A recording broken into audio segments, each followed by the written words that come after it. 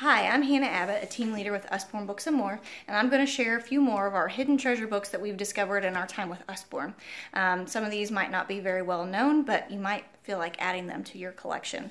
First up is Wilfred Gordon MacDonald Partridge, and Wilfred Gordon lives next to a nursing home, and his best friend is a 96-year-old lady, but she's losing her memories, and so Wilfred decides to ask all the other residents what's a memory, and they all give him different answers. So he goes around and collects things that he thinks is going to help bring back her memories, and he shares them with her.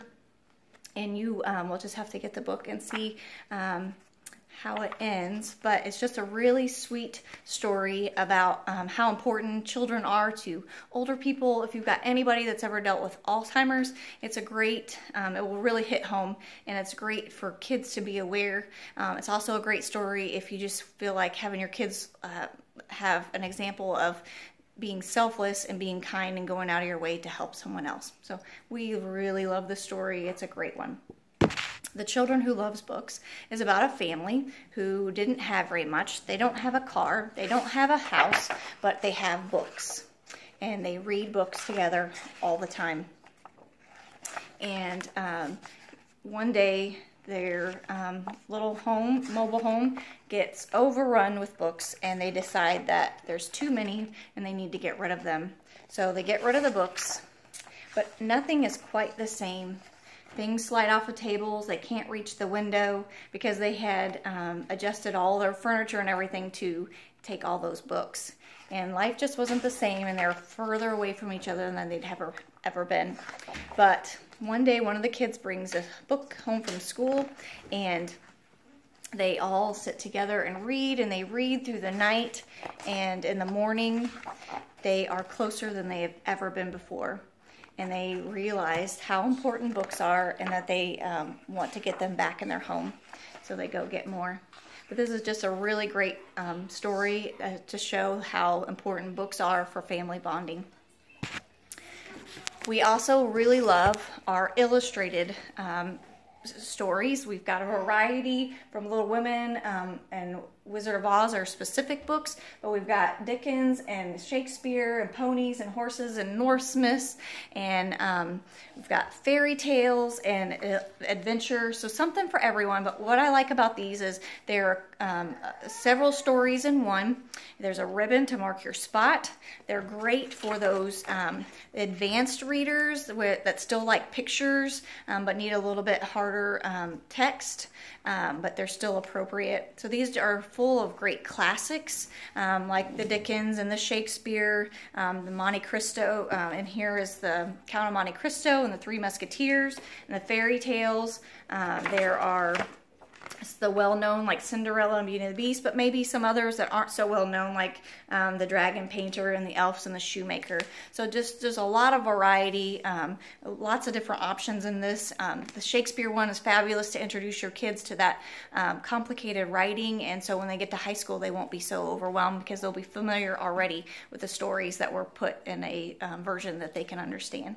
So we really love our illustrated series books.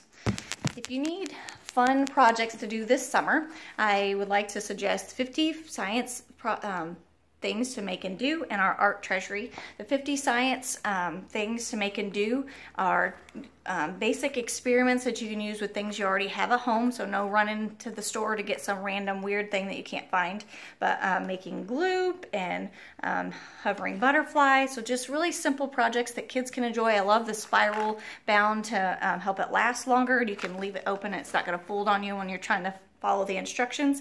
I like that the pictures show even those non-readers how to do it, even if they can't read, but the instructions are there as a guidance.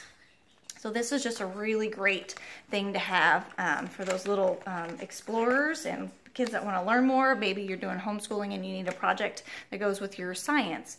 Here's an index of different things and the table of contents to show all the different projects. The art treasury is really neat because it talks about famous paintings and So the Starry Night talks about the painting, talks about the artist, Van Gogh, and then it gives you a little project to work on your own. Another, just like the science book, it's nice because the pictures, our kids are able to look at the pictures and follow what they're supposed to do, even if they can't read, or, you know, the older ones could read more details. But this has lots of different kinds of activities, not just painting, but collages and masks and a mobile, and just lots of neat projects to do. And I just love that it's mixing, you know, real information and making it a fun way for kids to learn. So those are two great ones to have for entertainment this summer. Next, I want to share our story of inventions and the story of science.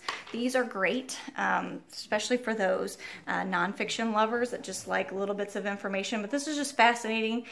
This shows you lots of different inventions, from zippers and dishwashers and the light bulb, and let's see, I said zippers, electronics and computers, and just lots of great different inventions for kids to learn. What I like about this is you can pick it up and just read about one invention and put it down and not feel like you didn't finish the book. I like that it has in the back a timeline of the invention so you can see where it was, and also has a glossary for terms and an index if you're looking for something specific. The story of science is very similar. It just goes through different ways that the things were discovered. Again, just little bits of information. You can read one page and be done and not have to go back. It's great for homework helpers, or if you need something for your kid to read for a school project. It talks about finding fossils. This one also has a timeline for the science discoveries and a glossary.